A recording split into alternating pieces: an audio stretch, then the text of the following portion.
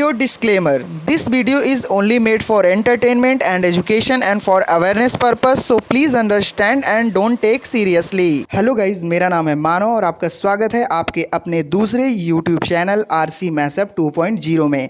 Guys, इस channel की videos में हम RC मैसअप के मैसअप रिएक्शन के जैसे ही मल्टी रिएक्शन मैसअप वीडियोस को एंजॉय करेंगे। और गाइज, सभी रिएक्टर्स के रिएक्शन और उनके चैनल और ओरिजिनल वीडियो की लिंक भी आपको इस वीडियो के डिस्क्रिप्शन में मिल जाएगा। और गाइज, अगर आपको ये वीडियो थोड़ी भी पसंद आती है तो वीडियो को लाइक और शेयर जरूर कर दीजिएगा। और अगर आप चैनल पे नए हैं तो चैनल को सब्सक्राइब जरूर कर लीजिएगा। प्लीज़ अपना सपोर्ट RC मैसअप जैसे ही इस चैनल RC मैसअप मिनी वाले चैनल पे भी बनाए रखिएगा, क्योंकि गाइज अभी हमें आपके सपोर्ट की बहुत ज़रूरत है। तो चलिए इस वीडियो की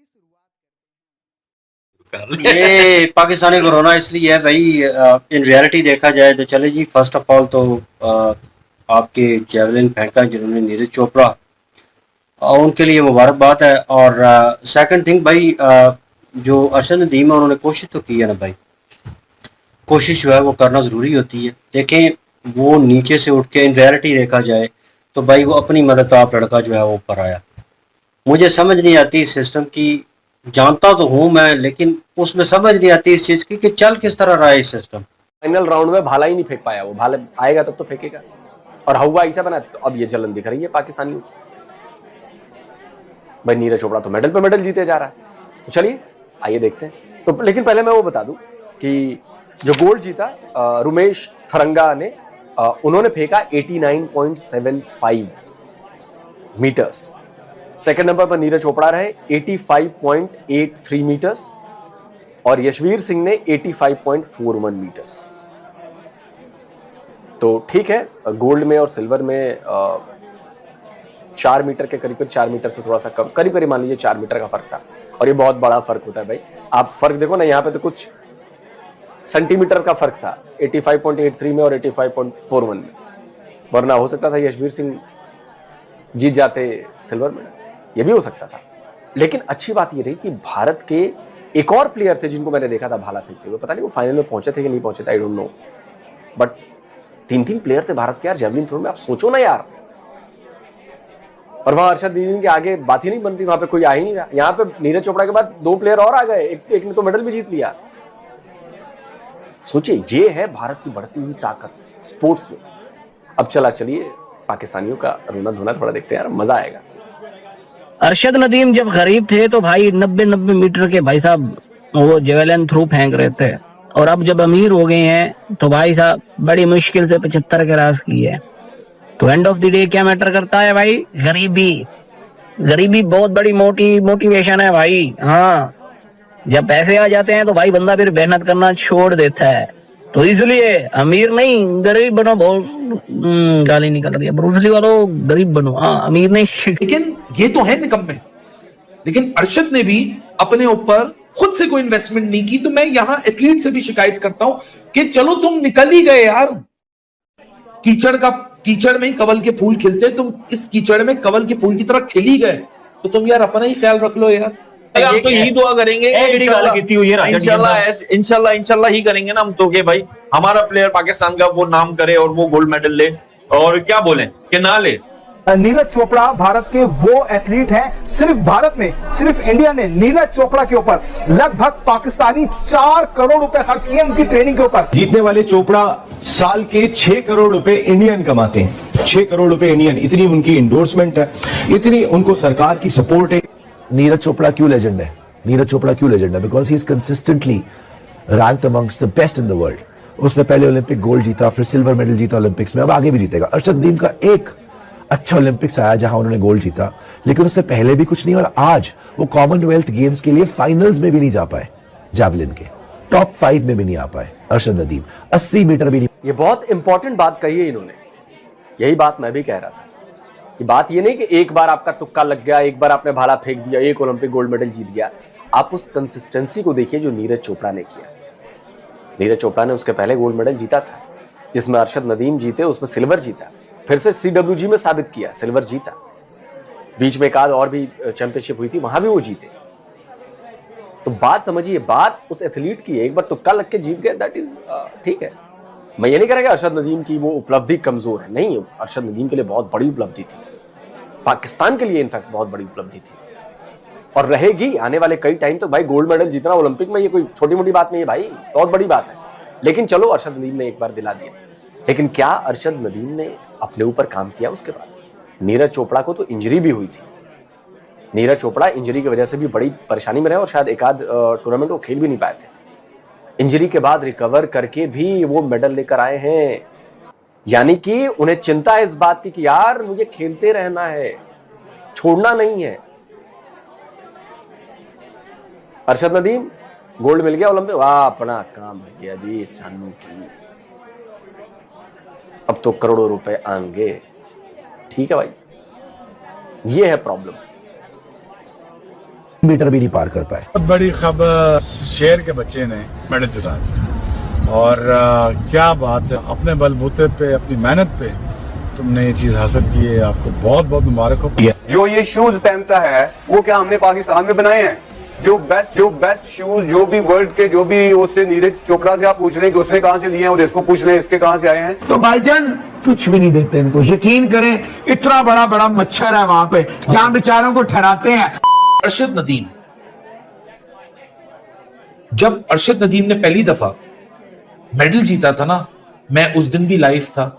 जब ओलंपिक्स का मेडल अरशद नदीम ने जीता था, रात के 2-2:30 बज रहे थे, मैं थाईलैंड बैंकॉक में था, मैंने वहां से भी वीडियो लाइव की थी।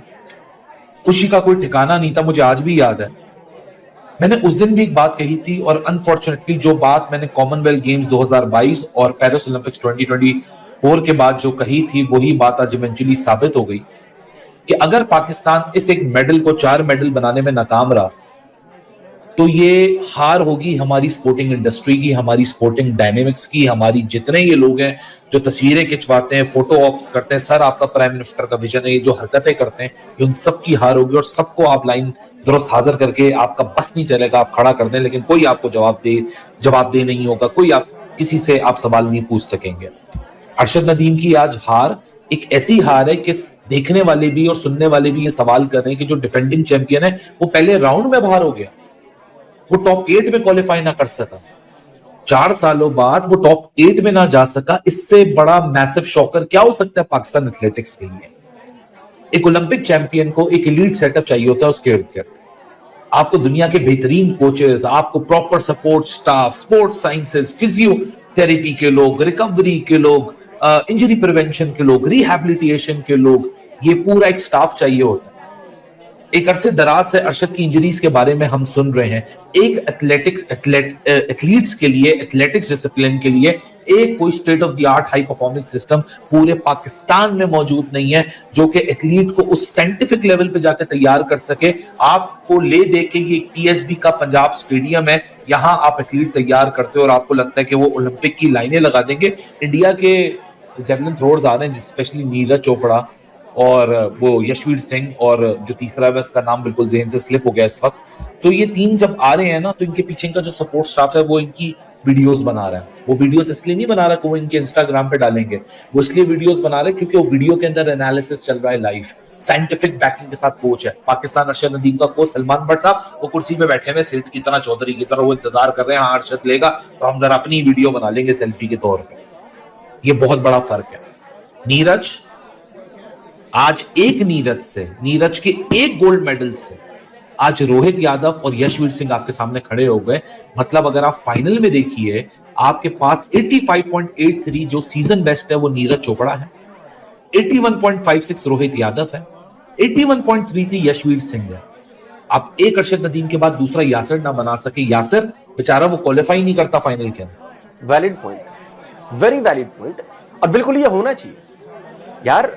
नीरज चोपड़ा ने जब गोल्ड जीता ना ओलंपिक में, आपको अंदाजा नहीं है कि हमारे यहां जेवलिन थ्रो के लिए बच्चों की लाइनें लग गई। बच्चों ने सपने देखने शुरू कर दिए कि यार एथलेटिक्स में पहली बार मेडल आया, हम जेवलिन थ्रो भी कर सकते हैं, हम इसमें भी मेडल पा सकते हैं।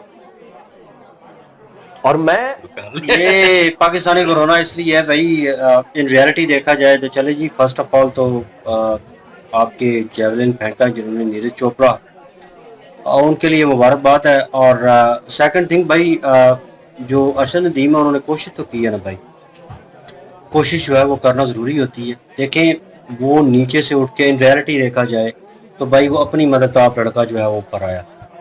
मुझे समझ नहीं आती इस सिस्टम की, जानता तो हूँ मैं, लेकिन उसमें समझ नहीं आती इस चीज़ की कि चल किस तरह रहा है इस सिस्टम कि एक बंदा जो है इन रियलिटी नीचे से गरीबी में से अब उसको एक पाकिस्तानी क्रिटिसाइज कर रहा है, यूट्यूबर कह रहा है कीचड़ में कमल का फूल खिलता है, तुम खिले थे और ये और वो। मतलब आपने खुद उसको पॉलिश नहीं किया, आप उस टैलेंट को निकाल के नहीं लेके आए, आपने उस टैलेंट को सपोर्ट नहीं किया किसी वे से भी, किसी वे से भी आपने सपोर्ट नहीं किया, अपनी मदद आप, वो बच्चा जो है वो निकल के आया, उसने गोल्ड मेडल जो है वो कंट्री को दिलाया। एंड आफ्टर दैट सुनने को मिला कि यार जो प्लाट नाम किए हुए थे उनके लिए वो चक्कर लगा रहा था, जो इनाम इन्होंने मेंशन किए हुए थे वो जब जीत के आया पाकिस्तान में तो उसको उस क्रेडिट के ऊपर क्रेडिबिलिटी दी गई, उसको गिफ्ट दिए गए, कोई जनाब मकान लिख के दे रहा है, कोई प्लाट दे रहा है, कोई कुछ दे रहा है, बट अगर मतलब जो लोगों को लगा उन्होंने वो गवर्नमेंट की तरफ से जो बड़े बड़े नाम थे उन्होंने वो उनको गिफ्ट किए।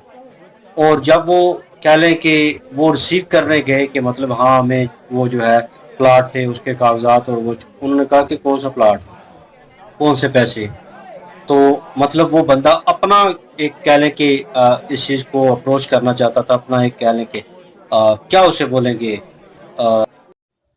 तो दोस्तों इसके अलावा अगर आपको वीडियो में कुछ पसंद आया हो तो वीडियो को लाइक जरूर कर दीजिएगा, चैनल पे नए हैं तो चैनल को सब्सक्राइब जरूर कर दीजिएगा।